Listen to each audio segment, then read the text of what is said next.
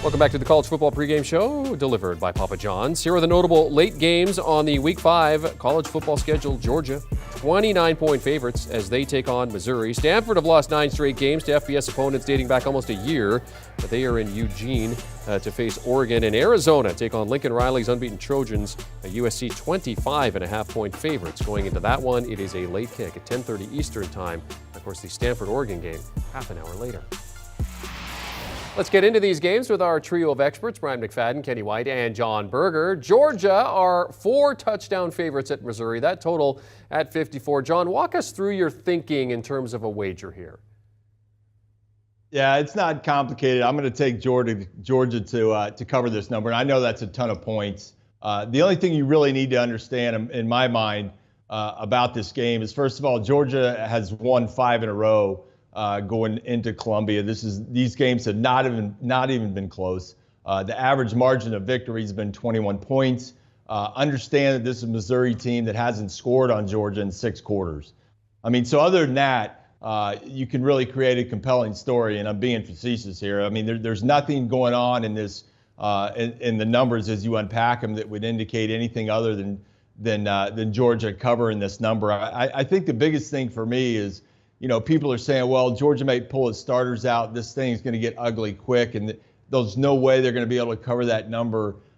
Let's not forget kind of a small detail, and that small detail is last week the Georgia defense gave up 22 points to Kent State.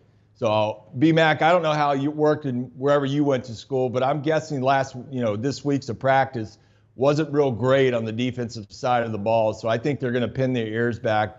I think they need to and want to make a statement, and that's why I think they cover this number. Yeah, John, I agree with that. I think it's a blowout. Missouri's offense is going to struggle. The Georgia defense will be flying around today. They have definitely something to prove, but it's the offense. Georgia's offense is so explosive.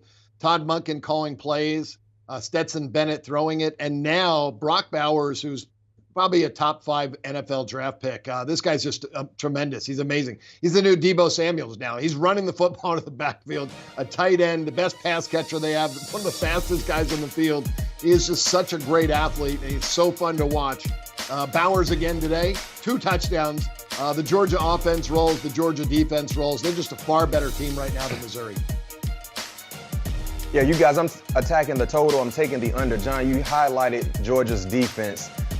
Basically a lackluster performance against Kent State. You better believe they emphasize in being a dominant group this week, getting ready for an SEC foe in Missouri. So we will see a more energetic defense, a more physical defense, and you better believe they're going to play suffocating like football against Brady Cook, who's been below average to say the least, completing around 63% of his passes, 4 touchdowns, 4 interceptions. He's been a little inconsistent. And one thing I know about Mizzou, especially on the offensive end, so far this season, anytime they've played against a defense that has a pulse, they don't score points. You go back and look at weeks ago against Kansas State, only scored 12 points. You see what happened last week against Auburn's defense, only scoring 14 points. This is a different beast they will see in today's matchup. So when you factor all of that into the equation, you know me, I'm a defensive-minded guy. I love taking the total, and I'm taking the under. Bulldogs 10-1 in their all-time series, 5-0 in Columbia. It is a big number, and Georgia will probably get there. 13, Oregon goes to Stanford, where the Cardinal have lost 9 straight to FBS opponents. The expectation is points here, BMAC. That total over 60. No question. I mean, right now, I'm on the duck train right now. I'm taking Oregon laying the 17 points. And for Stanford, I don't know who set their schedule, but this will be the 3rd straight top 25 opponent they will see in a matter of 3 weeks. Last 2 weeks, SC and Washington, and now they have to travel to Oregon. One reason why I'm so hyped about Oregon being able to cover this spread is because of their offense. So far this season, outside of that first debacle of a ball game against UGA, we've seen the good Bo Nix. We know it's 2 players within that one player. Either you get the bad Bo Nix or the good Bo Nix. And so far, outside of Georgia's ball game, we're seeing the good Bo Nix, not to mention his offensive line has been balling. They have yet to allow 1 sack this season. So they've done a great job in keeping their quarterback upright. And if you look at what happened last week in that come from behind thriller of a win against Washington State, they were able to do so on the arm and legs of Bo Nix. 428 yards through the air, 3 passing touchdowns, not to mention only 11 incompletions. He's playing some of his best football throughout his collegiate career. I think that continues, so give me the Ducks laying 17 points. Quack, quack, quack, quack.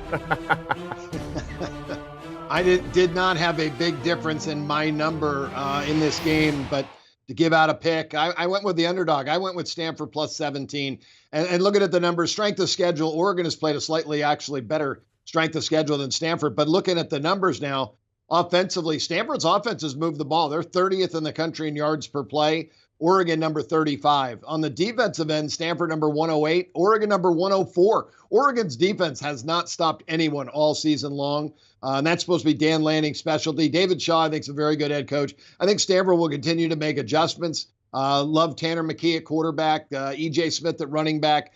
So I think Stanford puts points on the board. That's why the total's so high. Both teams' offenses are better than the defense. You get a high-scoring shootout like this, the underdog's actually live in those type of games. So I'm taking Stanford.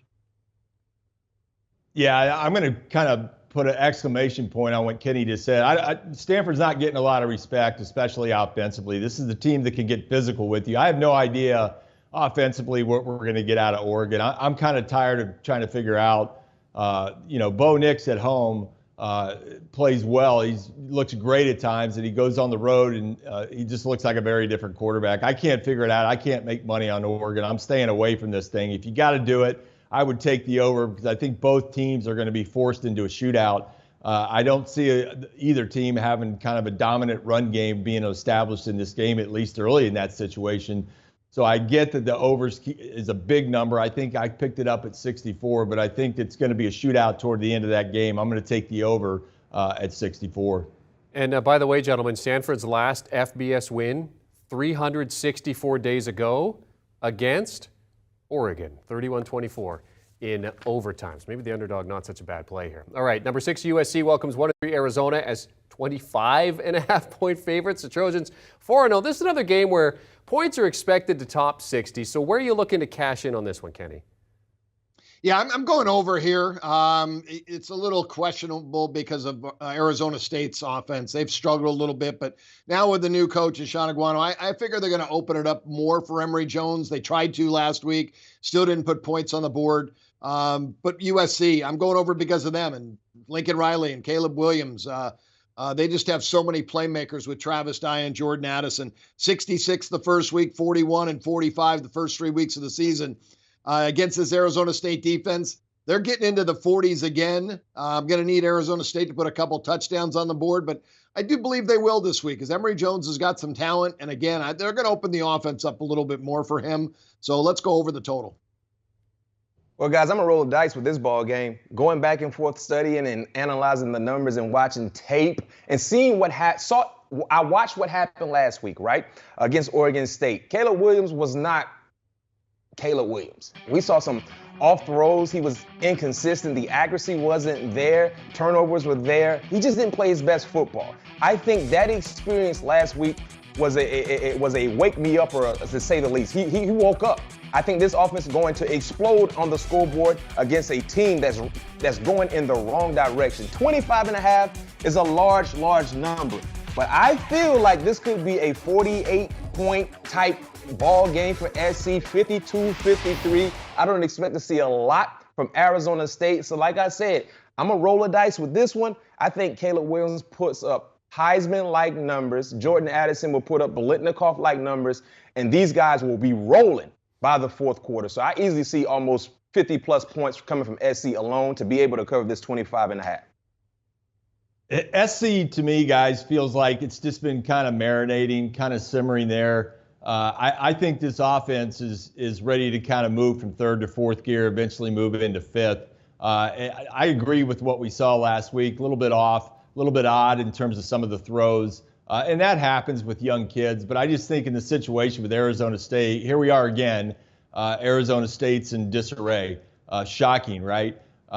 You got USC rolling up. They got to have a good offensive performance here to make a statement, continue to climb the polls. They got to clean a lot of things up from last week. They got challenged last week in a big way. Arizona State shows up in disarray. I'm comfortable taking this. I think USC can cover these numbers. It may take 10 garbage points in the fourth, but I think they can create those because I think they're going to leave their starters and they need to continue to hone the timing of that offense because I still don't think it's at 100% yet. I think it could take 2 or 3 more games before we see this offense look like a Lincoln Riley offense that we saw in Oklahoma a couple years ago. But they'll get there. I'm excited to see what they do at USC.